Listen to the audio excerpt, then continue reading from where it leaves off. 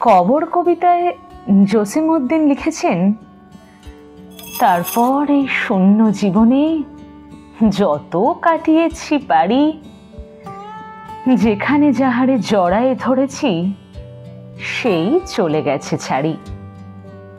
অর্থাৎ একটা গোটা জীবন আপনাকে খালি হারাতে হবে।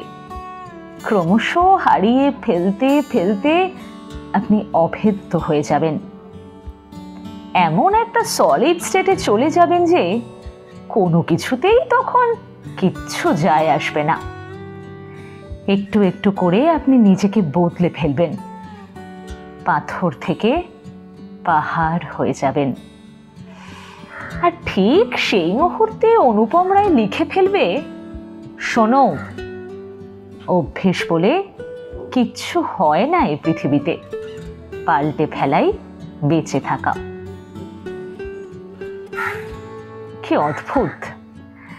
শতাব্দী ধরে একটা গোটা প্রজন্ম আফসোস করতে করতে বেঁচে থাকা শিখে গেল।